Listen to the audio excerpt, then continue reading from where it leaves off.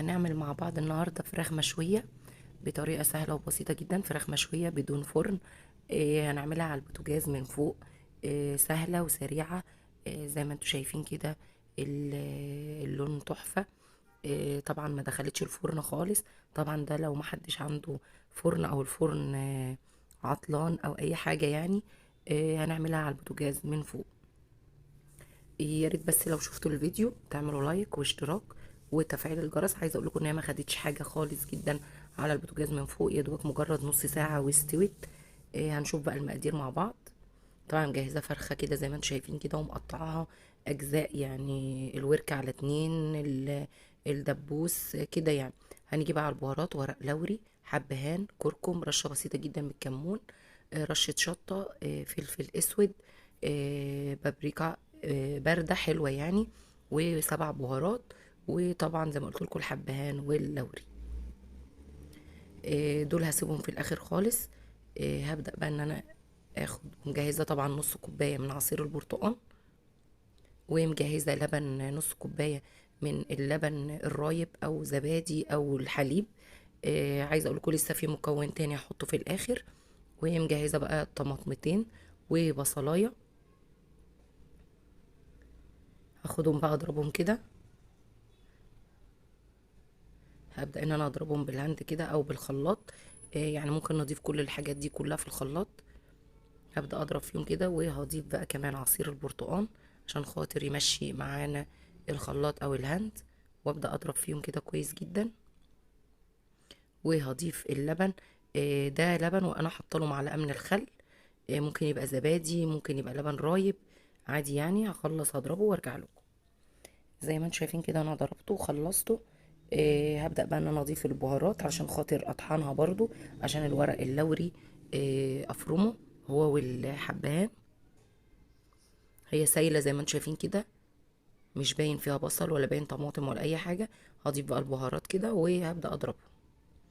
وطبعا ما ننساش الملح. لو حابين نضيف خل ماشي، عايزين نضيف صويا صوص مفيش مشكله، بس انا مش هضيف لا صويا صوص ولا هضيف حاجه من دي. يا دوبك هو الملح والبهارات اللي انا قلت عليها. هنزل بقى الفراخ كده. خلاص كده انا ضربت البهارات. هنزل الفراخ وادخلها كده وانا بنزلها. عايزه اقول لكم ان انا بجيب السكينه وابدا ان انا اقطع فيها كده جواها. طبعا انا غاسله الفراخ كويس جدا ونقعاها الاول بطريقه النقع زي ما انتوا عارفين، ملح وسكر وخل كمان. زي ما انتوا شايفين كده بيضه ونضيفه زي القمر. آه، هاخد بقى الدبوس كده وابدا افتحه كده من الجناب وبس. وهسيبها بقى تتبل. لو حابين نعملها من بالليل طبعا احسن واحسن. لو مستعجلين ممكن ساعتين بس. المكون اللي انا هضيفه هو اللي هضيف حوالي معلقه صغيره من العسل الاسود. ايوه، من العسل الاسود هتطلعه حلو جدا. مكرمل، اللون تحفه. معلقه صغيره. ما تقولوليش الاكل هيبقى معسل، مش معسل ولا حاجه. طبعا احنا مزودين الملح، لان دايما الفراخ بنزود لها الملح علشان خاطر تبقى طعمها حلو. زي ما تشوفي كده انا بفتح الدبابيس والوراك عشان خاطر كل التتبيله تدخل فيها. يا رب لو وصلتوا للفيديو لحد هنا تعملوا لايك واشتراك.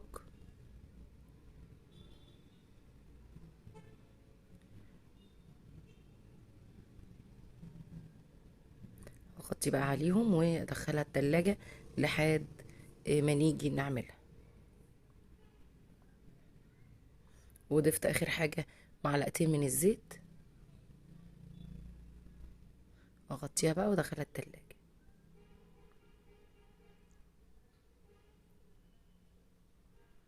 طبعا ده بعد حوالي 4 5 ساعات. آه،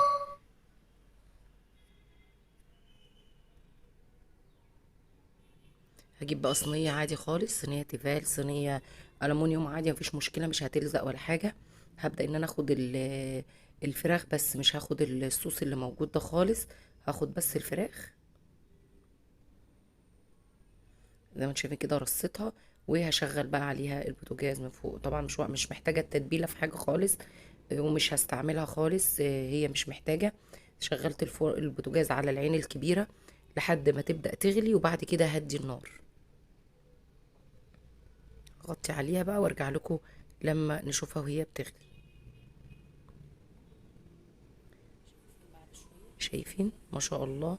عايزه اقول لكم بدأت تغلي بقى كده. ههدي النار خالص علشان طبعا انا نقلتها على العين الصغيره.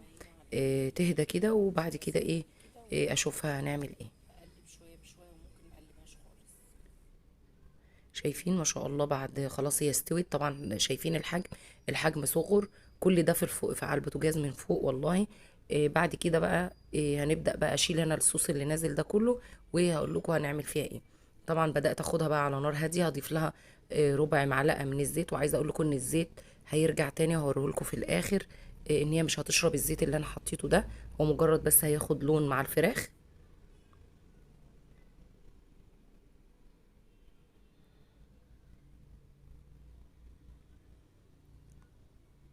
شايفين؟ عايزه اقول لكم اهي خدت اللون. تحفه، ريحتها كانت جميله جدا. التتبيله دي حلوه. اعملوها. عايزين تضيفوا البهارات اللي بتحبوها مفيش مشكله. تعملوها بالطريقه دي برضو حلوه جدا. معلقه العسل عطيها لون حلو جدا. مش باينه خالص ان فيها عسل ولا حاجه، عشان خاطر محدش يقول انتي ضايفه عسل ولا حاجه. لا، العسل مش عامل اي حاجه. كده خلاص الفراخ خلصت. هاخدها بقى وارصها في الطبق. زي ما انتم شايفين انا حبيت اوريلكم لقطه الزيت. الزيت اهو زي ما هو موجود، ما تشربش معاه. دي كانت الفراخ. عايزه اقول لكم طعمها حلو جدا، مستويه. السوا بتاعها حلو قوي. طعمها حلو. التتبيله جميله جدا، ان شاء الله تعجبكم. وسهله، ونقدر نعملها على البوتاجاز لو الفرن عندنا فيه مشكله. والسلام عليكم ورحمه الله وبركاته.